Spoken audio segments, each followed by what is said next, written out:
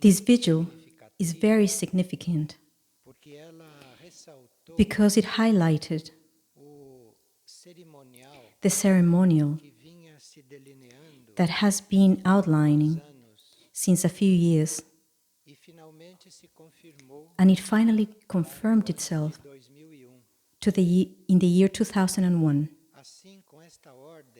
With this order and with this rhythm established, we can more deeply participate of the movements of energy, because the energy presents itself with different impulses, with different degrees during the whole year. And if we establish a program of ceremonies, then in a more conscious way we participate and cooperate with this. It has been spontaneously emerging, and we have seen that through this ceremonial,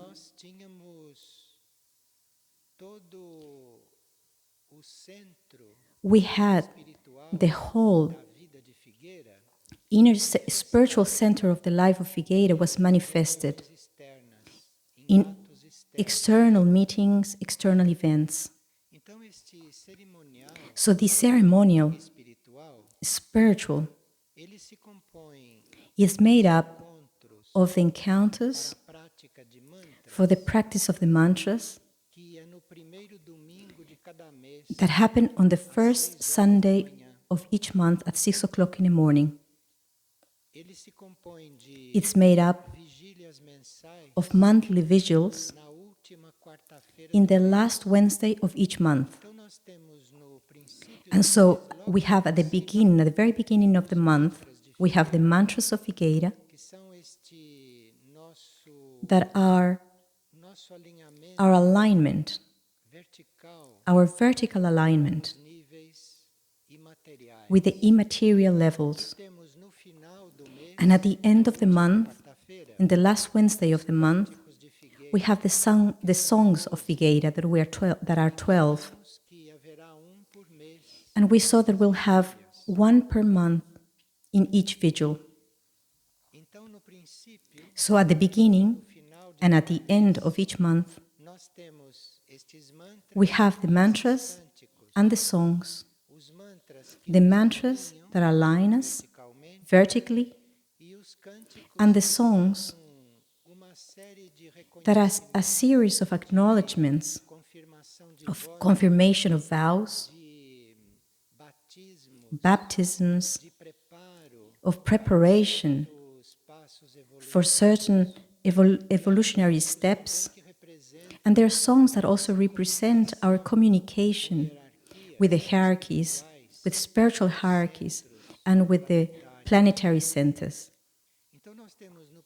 So we have at the beginning and at the end of each month 2 ceremonies, very specific, and that represent bases, very important bases for our inner life and for our external life as well.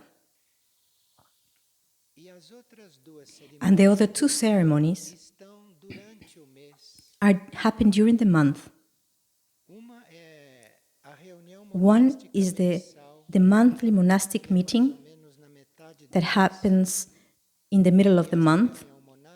And this monastic meeting nowadays is open to all those who are present in Figueira, because the inner meeting of the monastery is held in a different schedule. So the attributes of the monastery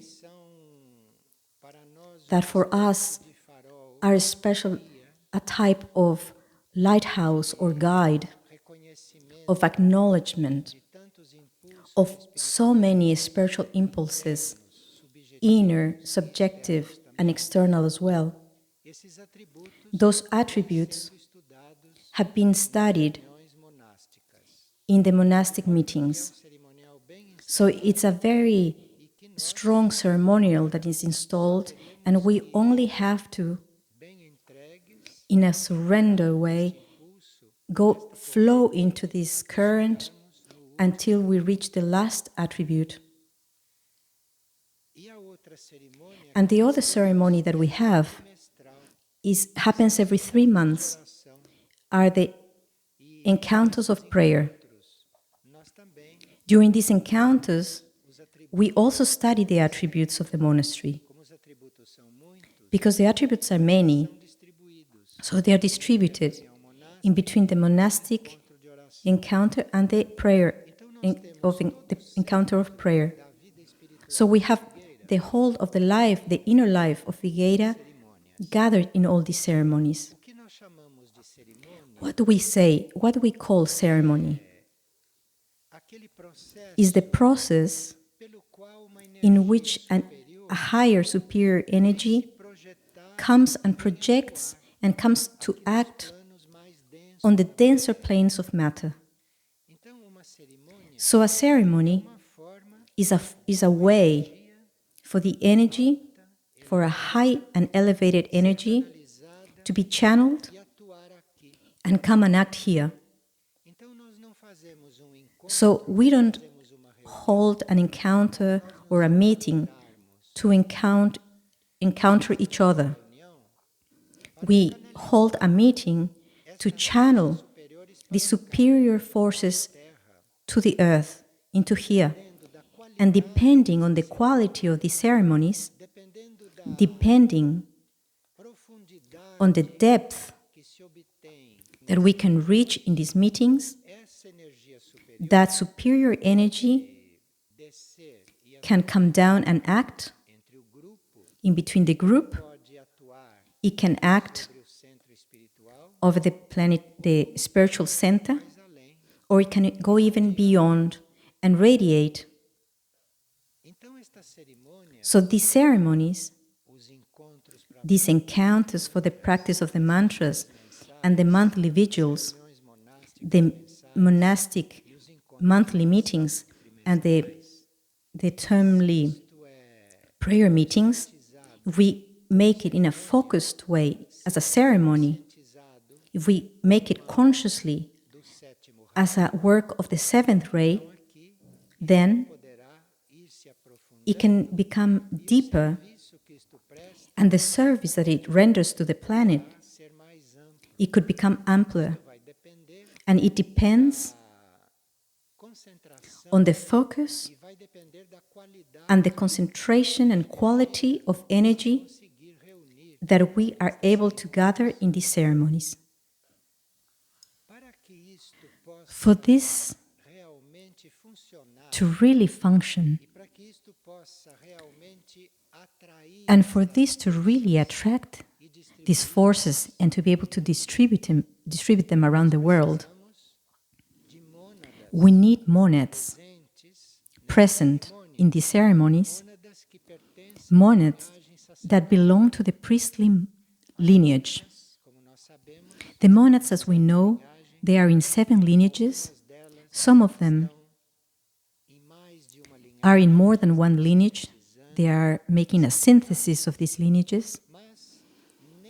But in these ceremonies, in this ceremonial or in these spiritual meetings, it is essential to have a certain number of monads of the priestly lineage, because it's this type of monad that channels the impulse and determines the energetic potential of the ceremony. Not all of us are priestly monads, but if we establish in the group, as we have established since a few years, for this to establish, for this to have a continuation, for this not to have been interrupted throughout these years, is a signal that there are priestly monads in our group.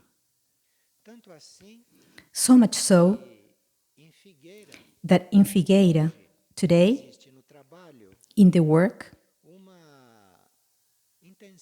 we have the intention to acknowledge these priestly monads. And we are hoping to gather them together in an external group that will be as a group with a specific task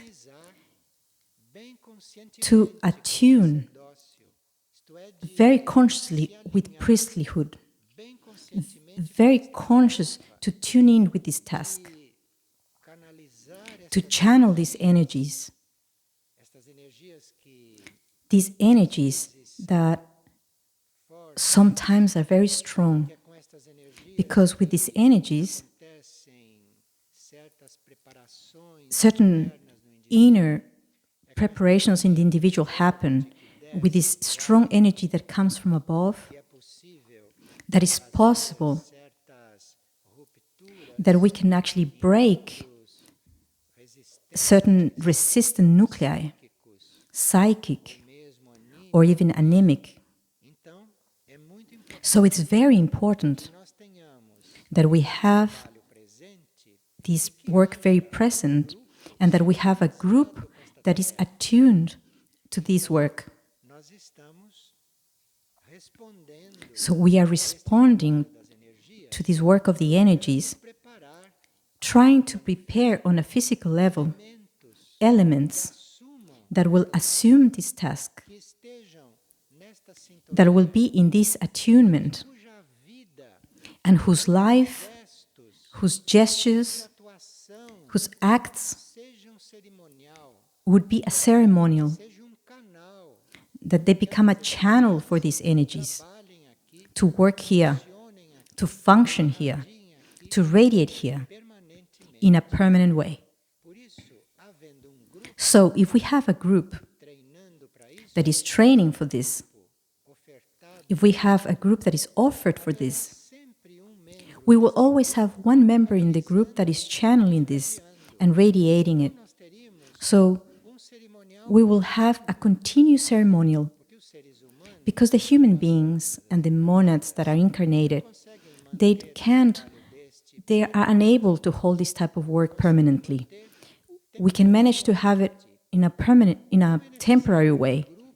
So it's necessary to have a group, because when one is unable or when one is not in the correct attunement, then another person would be in the right tune. And so the energy will always find a channel to flow as a ceremony. It will find a channel to flow as an order, in harmony, as love, as an orderly activity, an intelligent activity, and also inspiring in the individuals the will, the power that they need to have within them, to control the involutive forces within them, those forces that are negative, or to dissolve the involutive forces, as we know, that surround a spiritual work.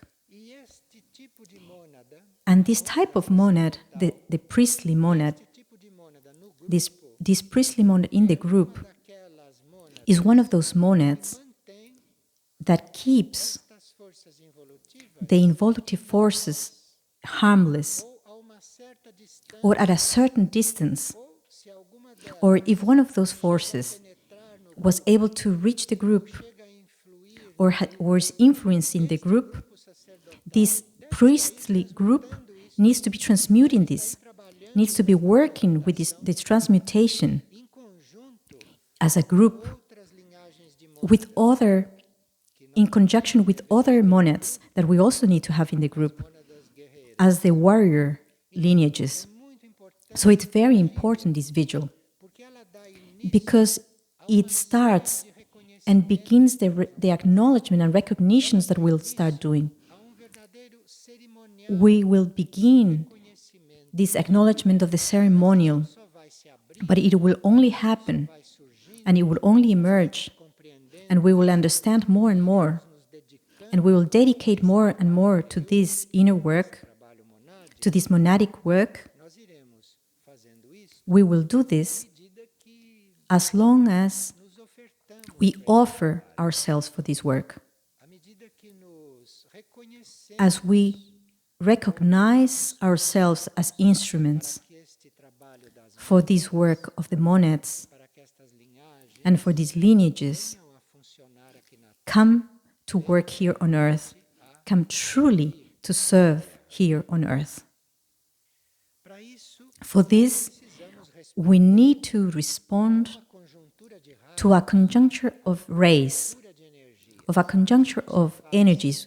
We cannot do this with just one energy.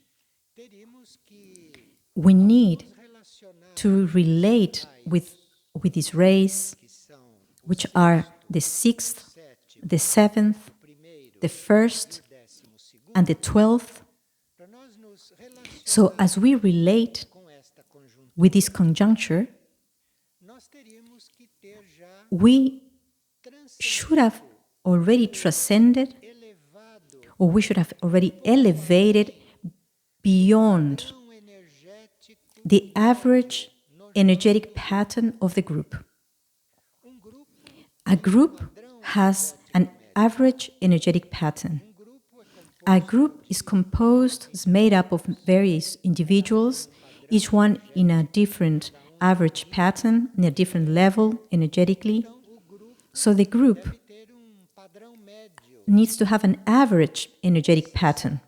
The priests need to be above the average energetic pattern. If he's not above, then he's not in the function of a priest. He can do other things, but for him to channel, but for him to work as a priest within the group, as a person, as a human being, as a subtle body, as a soul, he needs to be above the average energetic pattern of the group.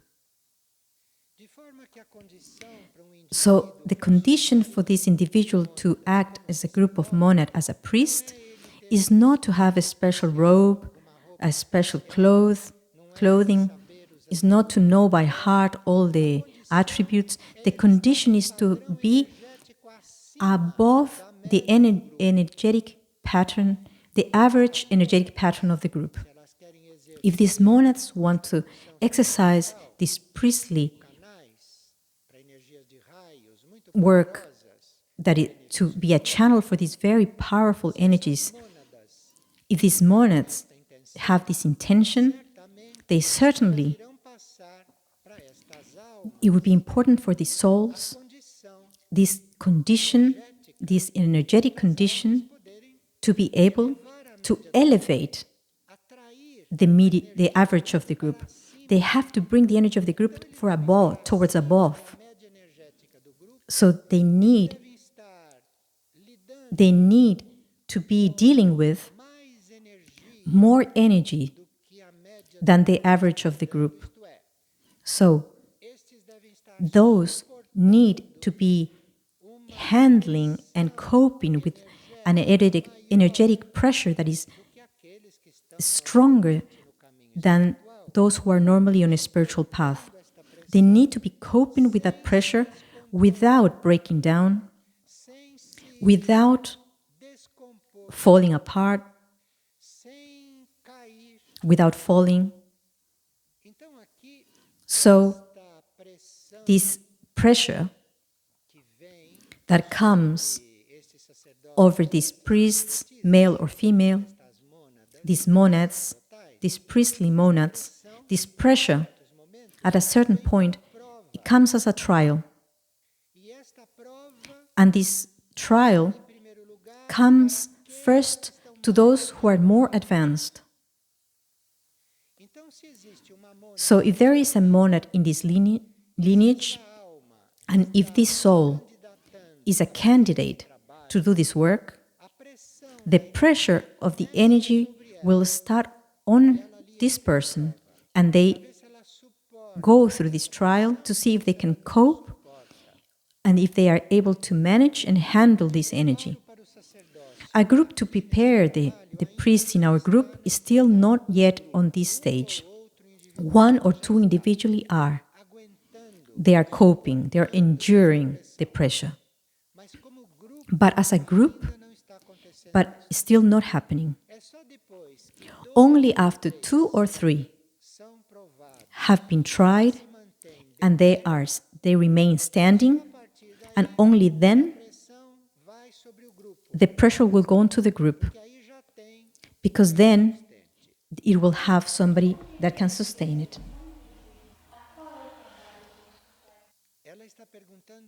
She's asking, why does this pressure exist? Because planet Earth is a planet that is not initiated. Planet Earth is a planet that is permeated by ignorance. Planet Earth is not an enlightened planet. So there are certain energies, in order to reach the densest part of the planet, they have to encounter a lot of resistances. The psychic clothing of the planet is very dense. It's a planet that still needs to be initiated. So this pressure of the energy is to reach the most dense levels of this energy. And the channels for this are the priests, who need to handle this. Because each one that endures this opens a way for others to be able to do it. Because if he receives and endures, he radiates. And the others do not receive directly from above something that they will not be able to do. They will receive through the radiation. And so the priest is radiating this force. So his work, in a planet like this, his work is to receive this potency, transmute it, and radiate it. So the others will receive and assimilate, will adapt, and then the energy does not need to put too much pressure. The first ray, the second ray, the third ray, and all the rays that will come onto Earth will descend in a more simpler way. But on this phase of the planet, there's still the need for these monads that channel this potency, that endure this potency, and is to prepare humanity, prepare the other monads to receive this. With these open channels, and with these energies flowing, and with this ceremonial that has been implemented and acting in the inner planes of the planet, then certain inner ceremonies, certain stages, inner stages that we live, our participation in the construction of our inner temple. And we have a song in Figueira that represents this stage.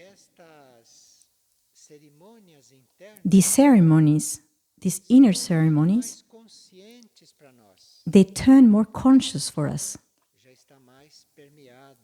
because it's more permeated by the group.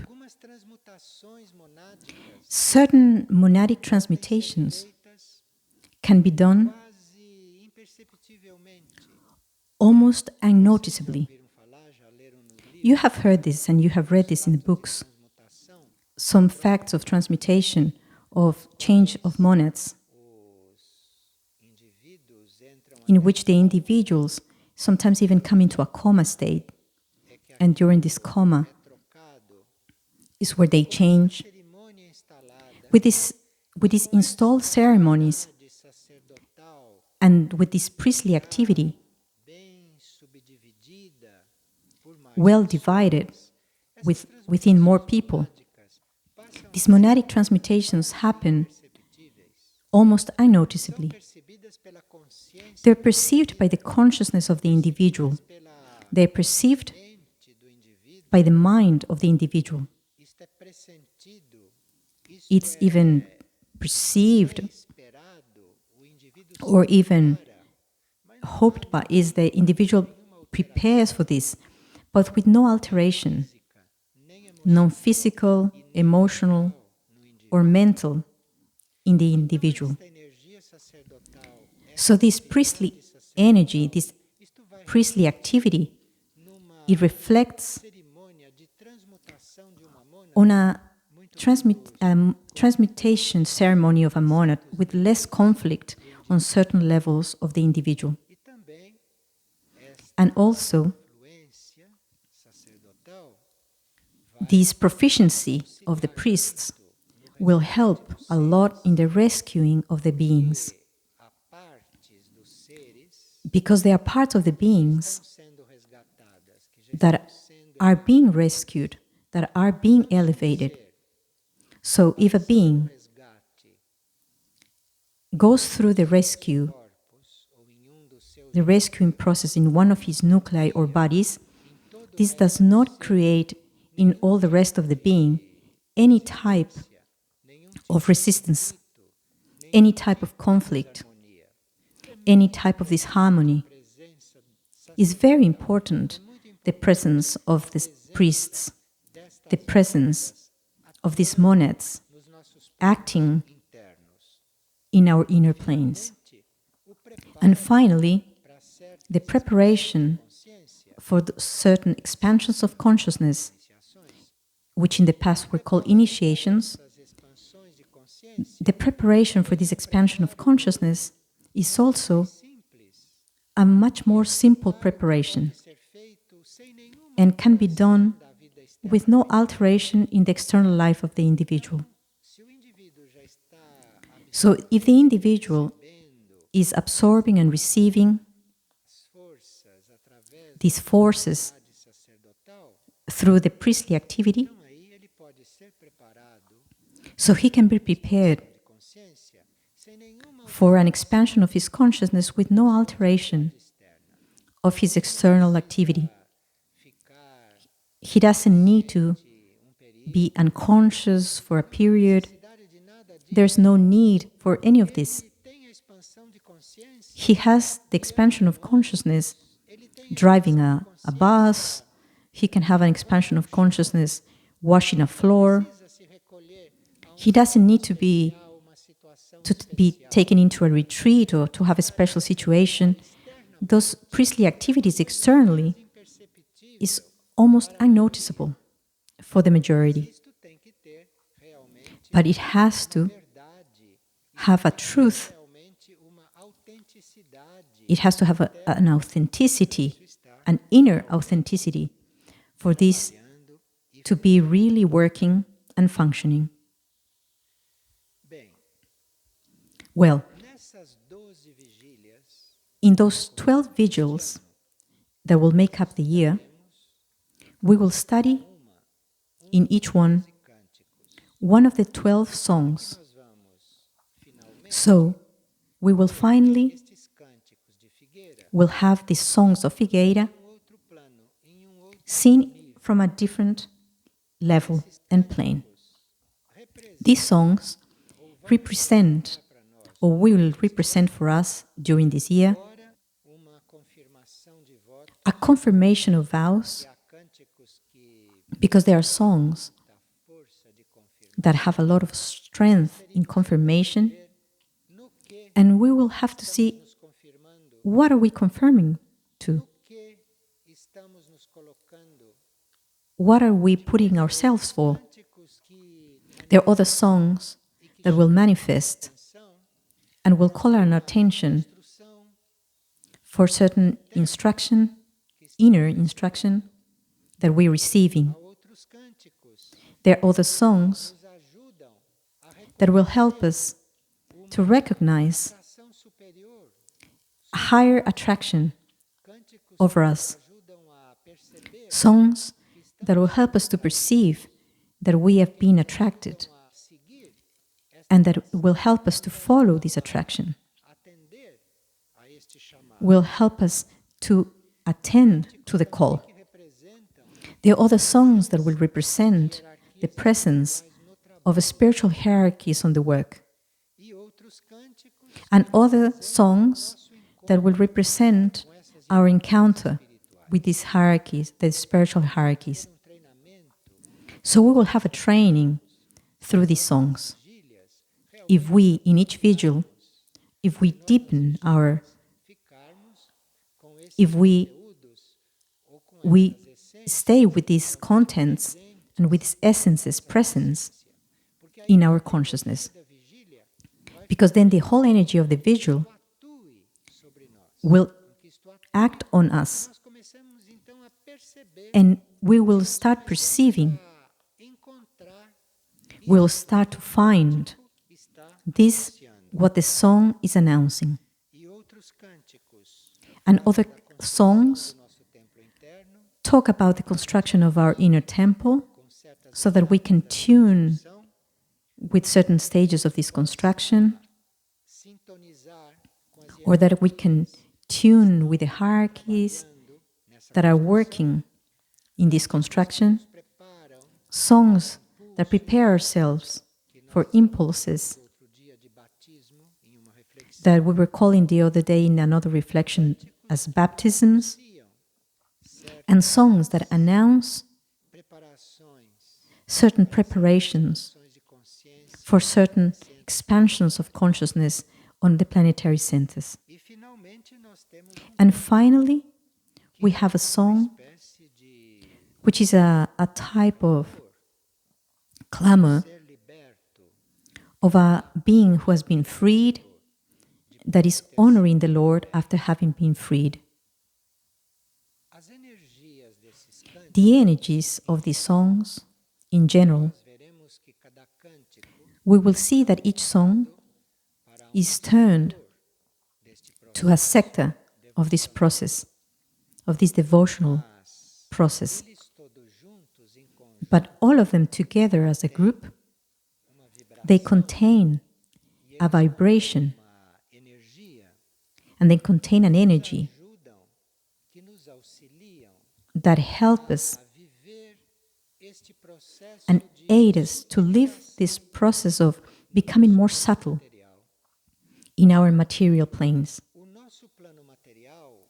Our material plane, our material bodies, are very pressured, as we saw in this time of the planet.